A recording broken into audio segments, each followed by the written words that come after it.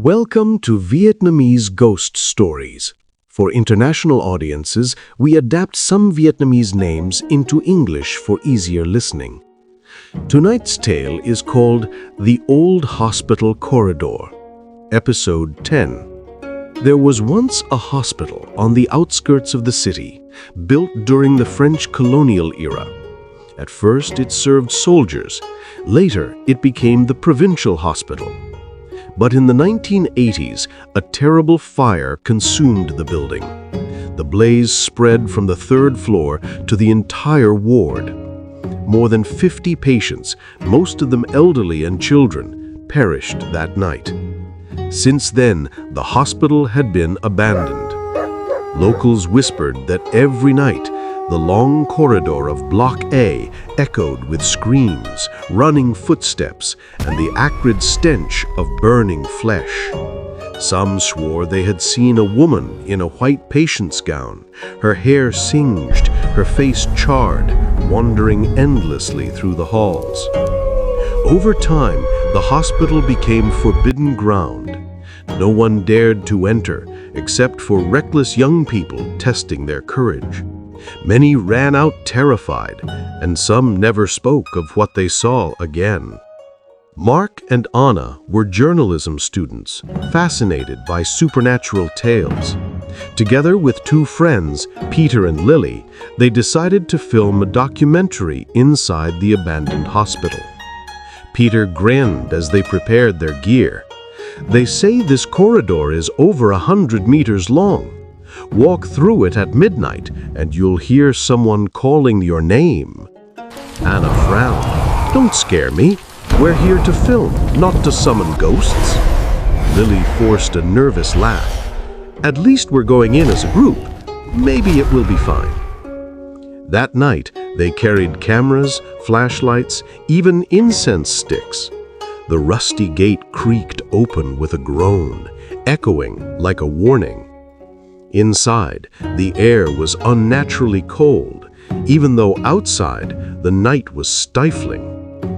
Their flashlights revealed the corridor, endless, walls blackened with soot, broken doors dangling on rusted hinges. Mark filmed as he joked, "This is perfect for our project.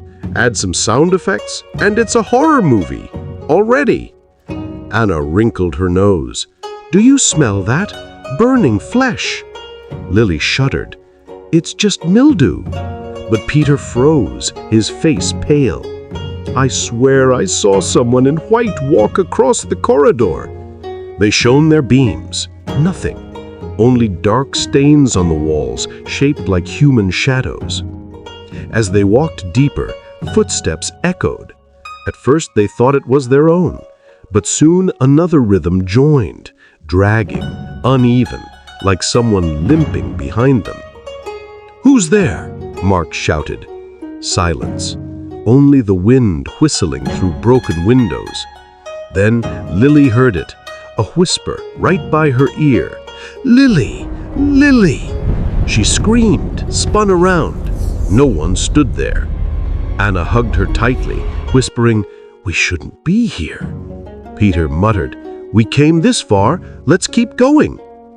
Mark's camera glitched, static filling the screen. For a second, the lens captured a woman in a hospital gown, hair loose, face blackened, standing right behind Anna. "Anna, behind you!" Mark cried. She turned, but saw only emptiness. The smell of burning intensified, choking her until she gagged.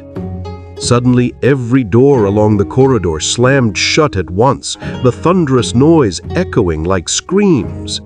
A pale figure darted past, leaving a faint glowing trail. Lily collapsed to the floor, sobbing, "We have to get out! I can't take this!" They ducked into an old ward. By flashlight, they saw faint words scrawled on the wall in blackened charcoal. "We died in the fire. Give us justice."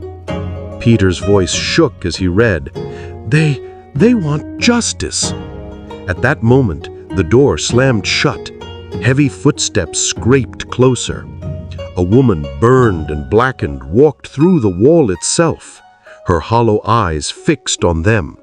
"You will die, just as we did," she moaned, her voice warped and echoing. The ghost lunged. Mark hurled his camera and shouted, "Run!" They bolted, racing down the endless corridor. But the hall stretched like a nightmare, no exit in sight. From the walls crawled dozens of charred figures, hands reaching, clutching, pulling. Anna cried out, "We had nothing to do with this! Please, let us go!" Then, far away, a temple bell tolled. The sound rolled through the corridor like a wave of calm. Every ghost froze, heads tilting upward as if listening. Slowly, they receded into the walls, vanishing.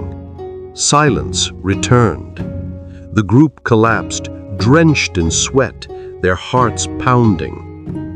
The next morning, they sought a monk in a nearby temple. After hearing their tale, the monk said quietly, "The spirits of those who died in the fire never found peace. They remain trapped in that corridor, demanding justice. You are fortunate to have escaped. Do not go back." From that day, none of them ever spoke of the hospital again. But sometimes, in her dreams, Lily still heard the whisper, soft and relentless, "Lily, come with us." And that is the end of tonight's tale. Join us again on Vietnamese Ghost Stories, where we bring you haunting stories and chilling mysteries from Vietnam. This story has come to an end.